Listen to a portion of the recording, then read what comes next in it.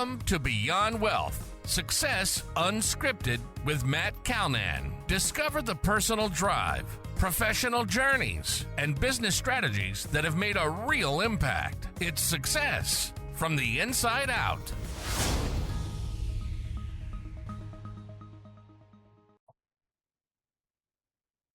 Welcome back to the show, everyone. Today we're chatting with Jana McDonald. Jana is the founder and CEO at Guardian Conservation Corp, which is a full-service emission reduction project developer. So Jana, first of all, welcome to the show. And do you want to start us off by telling us about yourself and what you're working on? Absolutely. Thank you. And thank you very much for having me. As you said, I'm with a company called Guardian Conservation Corp, and we are a full spectrum emission reduction project developer. We work with clients from conception all the way through to commercialization of their emission reduction activities. We really hyper-focus on the carbon credit or on the environmental attributes that can be used as recognition or reward for those emission reduction activities. And we tend to really focus on the molecule. And what I mean by that is that when we focus on the molecule of carbon, it allows us to work in industries from, feedlots to helium, to carbon capture, to landfill waste to power generation. It allows us to take on really disruptive and first of their kind projects, which is fun and interesting and has a really great risk to reward ratio. We're based here in Calgary, Alberta, so in the heart of oil and gas town. Myself and my business partner, Kayla Stepanek, both of our backgrounds are in oil and gas. And so we come from a large project mentality, and we have brought that into this evolving and I should probably just say evolving again, ever evolving industry that we call the carbon markets. Awesome. There's a lot to dissect there. First of all, what the hell is carbon reduction? Like, what is that for somebody that doesn't understand that world? That's a great question. So we probably should talk about it with regards to the carbon credit, because I think it's the easiest way to kind of isolate it. So one carbon credit is 1 ton of CO2 or equivalent removed or avoided from the atmosphere. And we only have one great big atmosphere. And so the use of carbon credits is to create an overall reduction in that global climate impact. Everybody is trying to move towards reducing that global temperature and ensuring that it doesn't continue to increase. And that's what our emission reduction projects are all about. So it's like working on the environmental side, but at the producer level and trying to reduce those emissions, which I assume has an ROI to it as well then for the company. Absolutely. And it's really important that we are able to generate that ROI. Mm-hmm. It's either the carrot or the stick, right? Yeah. And so we have things on a global scale like carbon tax, and like penalties for things like greenwashing.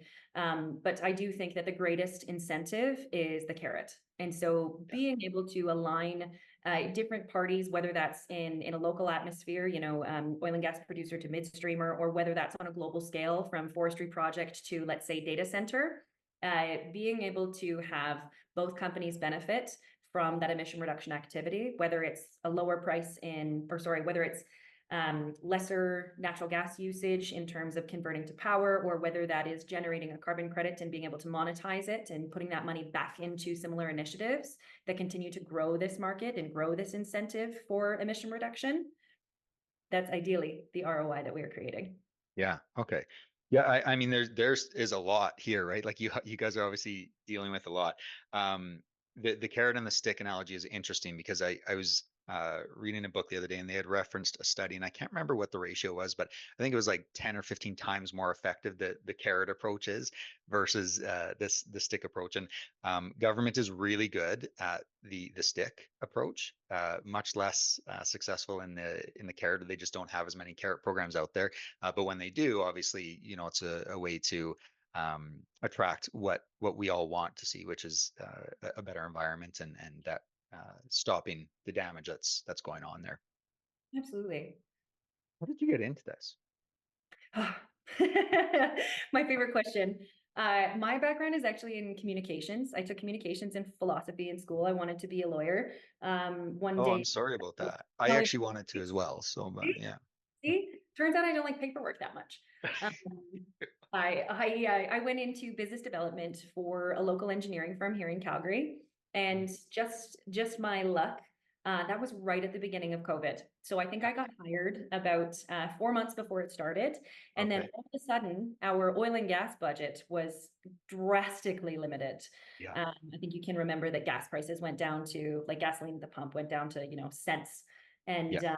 so obviously all those internal budgets decreased as well. And so I had, at the time, it was a smaller engineering firm. I had about 60 mortgages that I felt like it was my responsibility to pay in this BD role. And so I started looking for integrity budget and optimizations and just trying to find areas where we could provide some design support. And then I heard about these things called carbon credits. And I recognized that for either increasing production of a facility while maintaining the same emissions, or identifying emission reduction solutions and implementing them could generate these carbon credit things. Perhaps we could get paid for our design work through these carbon credit things. And I'll be the first to tell you that it never happened in that order. It never worked out exactly like that. Yeah. But I got very, very interested in this market. And specifically back then in and around 2019, 2020, there was a lot more Wild West in this market than there is now, which I'm pleased to see. And so there was opportunity to execute rather large value trades in the market. And what I mean by that is identifying a party like a major oil and gas producer. The particular one that we were working with was in South Africa. And they had a specific need for a certain set of emission reductions to be able to offset their own scope. And they needed that in order to be able to maintain production. And so we took on the challenge of identifying a project on the global scale that would meet that criteria and getting it re-registered onto the appropriate registry so that that oil and gas producer could purchase those carbon credits and use them against their scope. And so that was how we got into the market. It was quite a first leap, but I also recognized that within my integrity and kind of goals, I didn't want to be a trader or a broker. I wanted to be able to create these emission reduction projects and actually see the impact, actually watch the needle move. And so it was at that point that I partnered with Obsidian Engineering, which at the time was, again, a bit of a smaller firm, but they were just skyrocketed for growth, which is what they've done. They grew from about 65 people when I was there in my first year to an upwards of 300 when I left. Oh, wow. Yes, Wow. yes. A phenomenal company and a great model to get to model Guardian kind of right beside. And so we began developing projects. And what I mean by that is our first one was a company called Royal Helium, which now has their Steeville facility up and running. And it was our job to identify the emission reductions that could take place in the design of that facility and work it into the appropriate program. And so in that case, for here in Alberta, it's trying to make sure that we fall under the tier program here in Alberta, or there's the federal program, which covers all of Canada, or there's the global voluntary programs. And so it's a really cool industry because you never stop learning. There's constant policy updates that can make changes in the way that you develop a project and how the financial feasibility works. It caused us to move into executing power purchase agreements, both local and virtual, because when we develop, an RNG facility and that renewable natural gas is then powering a renewable generator, then we have renewable energy. And how can we support our client in ensuring that they meet, the financial feasibility or really get that ROI? So then we do things like bundle the carbon credits with that renewable power and execute, 15 to 25-year power purchase agreements for them. So the company, the scope has really creeped, but in a really valuable and exciting and kind of holistic way. So what was the transition from, it was Obsidian, is that Yes. what it was? The transition from Obsidian into founding Guardian, what was that like? Question. I had Mark Chakowski at the helm of Obsidian. He's one of the principal engineers and one of the two founders. And he sought me out to bring me on as the corporate development officer at Obsidian Engineering. And I think he said to me on probably my first or second day, he said, I know that I'm only going to be able to keep you for 2 years because I know that you're gonna see what we're doing here at Obsidian and you're gonna go and try and do it yourself. And I said, no, I won't. And then I did. And he was incredibly supportive in allowing me to do that. And what I mean by that is, it started with me, and then I brought in Kayla Stepanek originally as my VP of operations. In the last 2 years, she's become a majority partner as well as the president of Guardian. Aces in their places, believe me.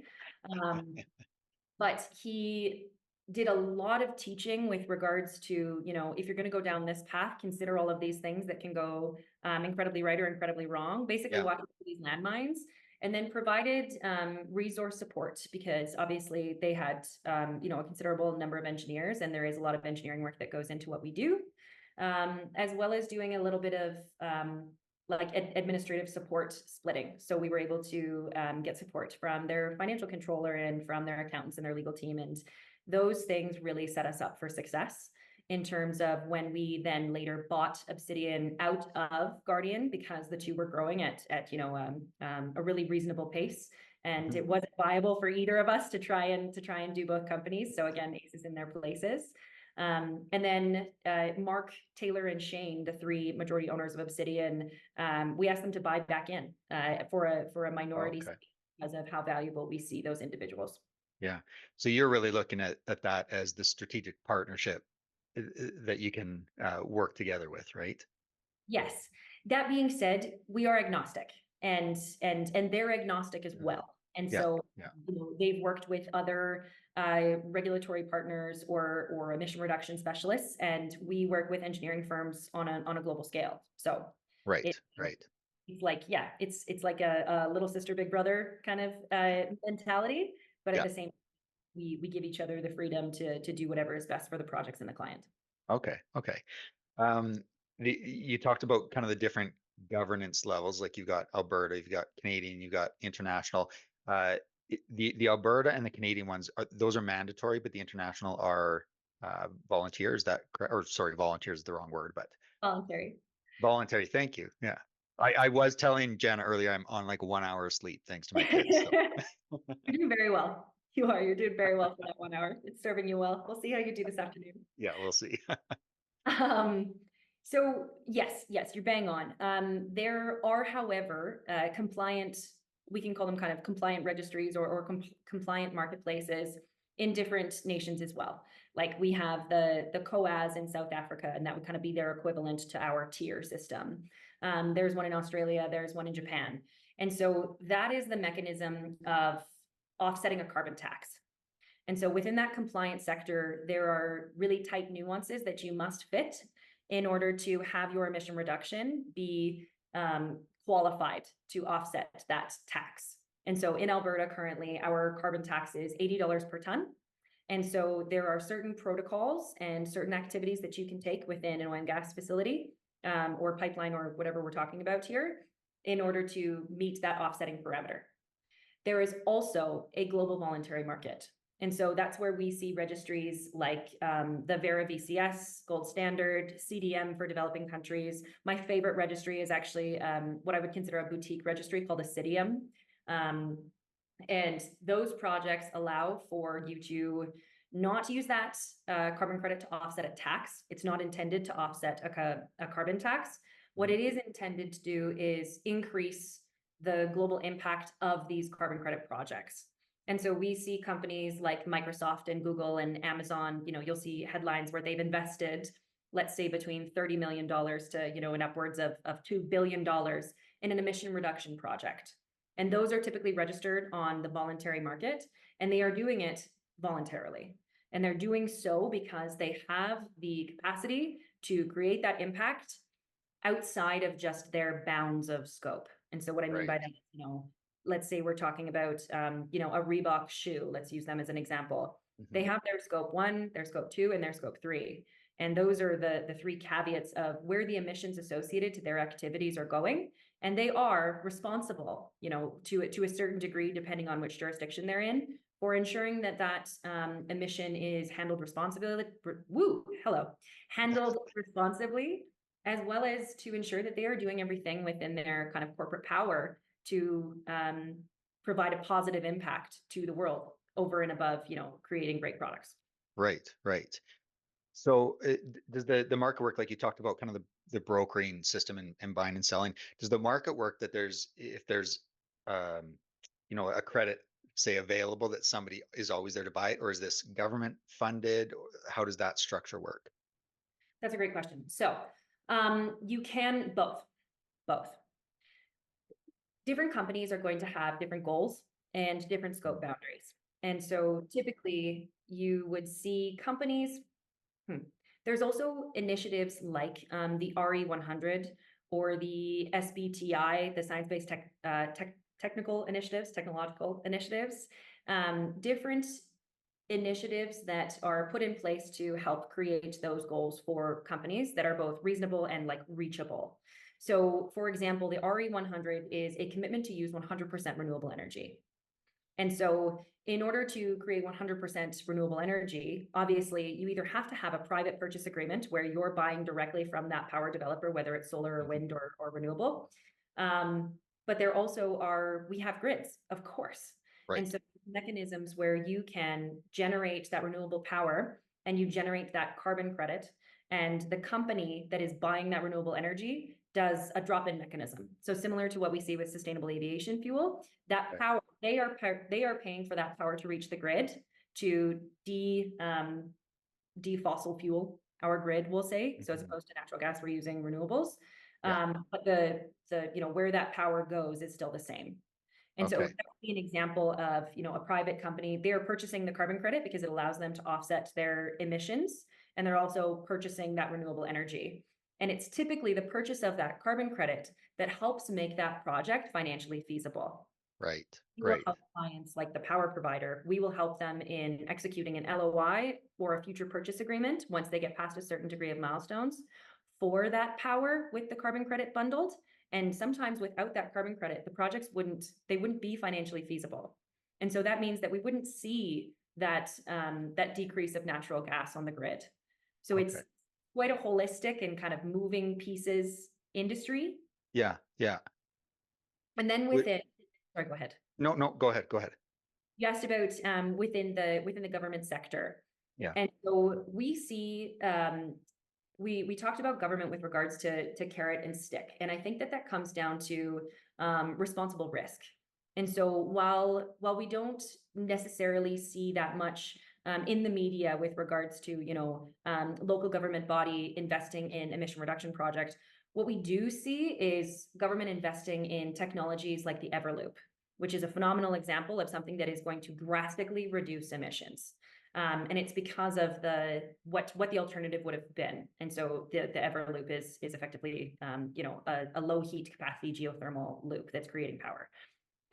So sorry, just to stop you there, because you simplified it, but it's not quite simple enough for me. Oh, I'm so sorry. Let's pretend it's like a 6-year-old that you're explaining that to. Shoot.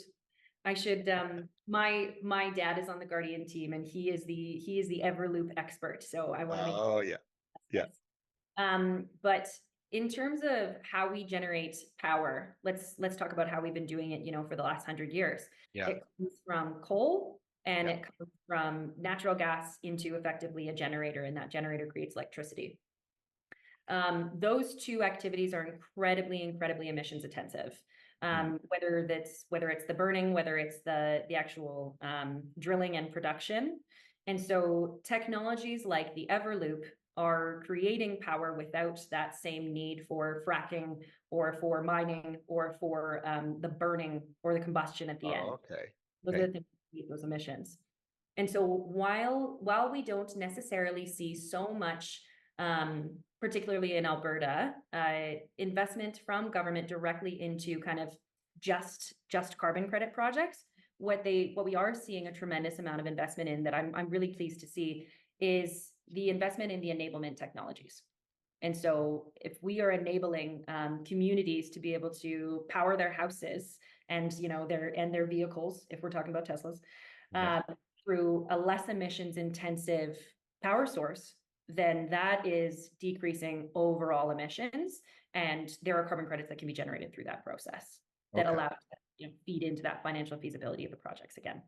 Yeah. Would it be fair to say, like, at a really simplified model, is it almost like somebody putting solar panels on their house and they can then sell back to the market? very similar to that. Yeah. Obviously very simplified.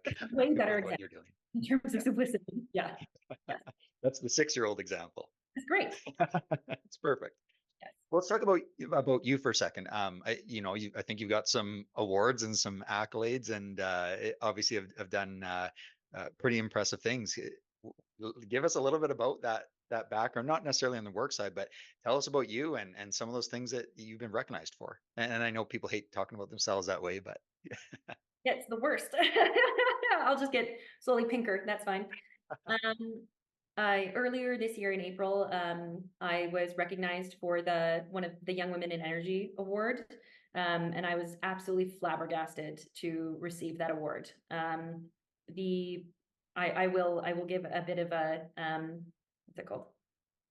Whatever. I'm pumping them for a second to say that that evening, that awards evening, was so incredibly special. And the other 9 winners from this year are just powerhouses of women. And it was really cool to be recognized in a bit of a category that is for individuals kind of around my age group. We're not at the beginning of our career, we're not at the end of our career, but we are hustling every day to, kind of try and create impact in culture and in the way that these industries, work together and push forward. I really appreciated winning that award because, like I say, I'm very left-brained. I had to take math in grade 10 3 times before I graduated, and bless that teacher who stood with me and was like, "Oh, try again." And so to get to be recognized along such females with amazing, what I want to call almost technical prowess, and who have done so much in their career I was incredibly honored by that. I also think that programs like YWE, Young Women in Energy, create a platform for women like me to be able to kind of have some shoulders to stand on. And that allows for our companies to grow and for our impact to grow and for us to be more visible when it comes to investors and to, greater programs like COP or like, things like that. So. Yeah. No, that's great. Let me ask about the women in business. Obviously, it's a big topic now, and it's had I think a very positive shift over the last 1, 2, 3 decades. But I think, especially in the industry you're in, it's probably still very male dominated, would be my guess. The energy sector as a whole, but even some of the stuff that you're doing. What's that like to operate, being, yourself, the powerhouse woman, operating in a world that is still dominated by men? That's such a good question. It certainly comes with its challenges, that's for sure. I was raised by my mom, my dad, and my 3 older brothers. And so very, very thick skin is what I'll say. Yeah, I bet. Yeah. And always, kind of wanting to be the one who was, afraid of nothing. When the older brothers were like, "I don't want to go downstairs, I'm scared," and I would be like, "Oh, I'll go, I'll do it." So I think I was kind of born for this when it comes to it. I have certainly had some really discouraging challenges throughout my career. There's a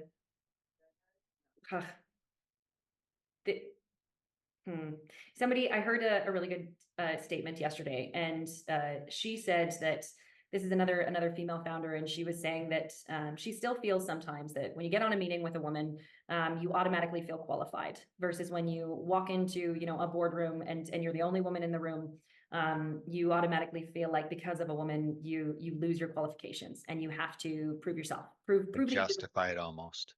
Yeah, absolutely. Yes. Yeah. And I have certainly gone through stages in my career where I felt like that. I think for the first few years of Guardian, because I had come from a business development background, I certainly felt a degree of individuals who I thought were going to become my clients at Guardian rather quickly because we had created this rapport. We're kind of like, stay in your lane. You're a very good BD girl. Maybe you should stay there. And I remember that just created such a fire in me where I was like, no, I'll show you. Yeah. And eventually these individuals did, become our client, and which is fantastic. But, you know, throughout this whole time, I've had really sophisticated mentors say to me, you know, you need to have a male on your ownership team, or you need to have a male executive. And it's just such a funny thought, because if I don't plan on adding another executive to my team outside of Kayla and I, and that's because of the culture and you know, the business model that we have currently. But if I was to meet somebody who I thought was going to be, you know, what was going to take Guardian to the next level, I would not care if it was a man or a woman. That's for darn sure. And so just to suggest that a company can't scale without a male at the helm is very much the mentality in certain sectors, and that's okay. But I will grow my team organically and based on who is the best fit for that role. And that is certainly regardless of culture or gender or anything else that you can think of. And you get to go prove them wrong. Yeah. That's the best part. That is the best part. Yes. Yeah.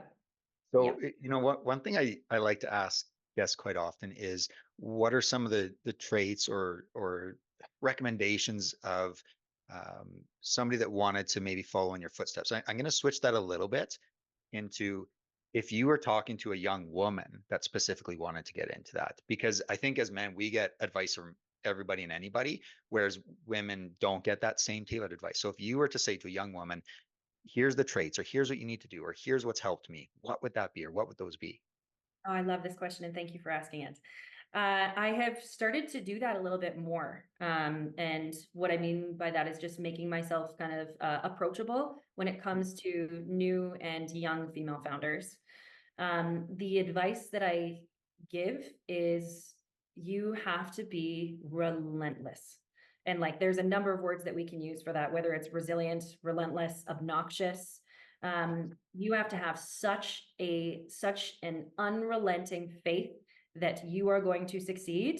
It has to be sometimes to the point of delusional. And that is what's going to get you through the points where, you know, you've been told no 130 times and you have to keep going so you have to still have the stamina to do it 130 more times. Yeah. The fake it till you make it mentality is 100% accurate, but saying that over and over and over again truly builds imposter syndrome. And I think I certainly know that there are men who experience imposter syndrome. I know that it's incredibly prevalent in women, and something that I've had to battle, because I remember watching the Theranos limited series on Netflix or on Crave, and I didn't sleep for a week because I was like, holy moly, talk about fake it till you make it. That's funny. The advice that I have is be resilient, identify an anchor client, just one. Find somebody who believes in you, not even necessarily in your project or in your company. Find somebody who believes in you and who's willing to take a bit of a risk on you, and who's willing to go through some of the learning curve or the educational timeline with you.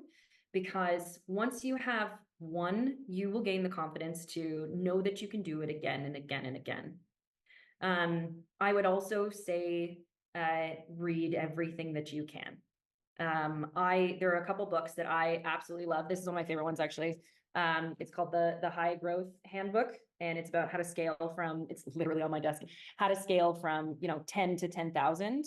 There is so much education out there. There are so many YouTube videos. I know that sounds silly, but like, man, make yourself a bowl of popcorn and just look up, everything there is to learn about, what is success? How do you create goals? How do you be a leader? Because even if you don't think that you are one, you're going to become one if you are running a company. Yeah. And the final piece is, know what your goals are, write them down and have them on you at all times. And whether that's in your cell phone or on a piece of paper, shoved in the bottom of your purse or your briefcase, know what those goals are, be able to list them, be able to see them, because that's how you stay focused. What about, again, if a young woman and they're looking for mentorship, would you recommend really sourcing out women for that mentorship role, or do you look for a mix of men and women? Mix. A mix, yes. Because both are going to have incredibly siloed perspectives.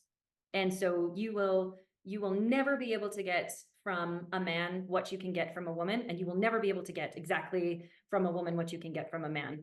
And there are often times that, I need to think, more so with my feminine mind, and then other times when I need to put like on a masculine perspective in order to be the best problem solver. And that's again why I say, like, I don't care what the gender is of the person I hire, as long as they have, the logic and emotional intelligence to be able to handle the situation that they're faced with. Both. Yeah, no, I think that's great. I think it was yesterday or the day before, and this will come out a couple weeks from now, but it was the first female was hired as an assistant coach in the NHL. Yeah. And there was somebody, one of the analysts, I think it was Cheryl Pounder, that was discussing that. And, she was talking about, it doesn't matter, just what you said, it doesn't matter. Who cares if it's a man or a woman? You hire the person that's best for the job, and everything will work out, right? Or sorry, I shouldn't say everything will work out, but that's Yeah. how we should be viewing things in society. And unfortunately, I think women are further back than men, because the mentality was definitely not that way, on certainly the 60s, 70s, 80s, and then things started to shift. So I think there's a step back there, and I think that the support in the female community, especially in that entrepreneurial type community, is great. But ultimately, if it's a man that's the better candidate, if it's a woman that's a better candidate, you go with that, and that is ultimately the best thing for your business, right? Absolutely. No Yeah. question. So what's on the horizon for you guys? Oh, fun. It's a really fun time to be a guardian, which is what we call it. It's a really fun time to be a guardian right now. We've established partnerships in London and in Washington and in South Africa, and with 3 parties that have become an amazing coalition that we call the Guardian Group. And they allow us to execute projects kind of all the way through the value chain with our differing networks. And so obviously here in Canada, oil and gas, that's where we have our strongest relationships. And then in London, obviously we get to interact with the European markets. And so those different areas allow us to have a really, really holistic perspective on how to navigate the market on a global scale, on how to take pieces of what's working incredibly well in Europe and bring it into our Canadian projects, or identify, the boundaries that are being used in the States with their methodologies, and pull that diligence into, again, our Canadian projects, or take some of, the standardization of our Canadian projects and implement them in the States. And so Guardian is going to continue to grow this year. We've grown steadily over the last 4 years, both in size and in value. That's solely because of the team that Kayla and I have created here. And we're really excited to be able to execute on some of the projects that we have kind of currently in development. Projects that generate, in the tens of millions of emission reductions, kind of with our own hands. That's the definition of moving the needle.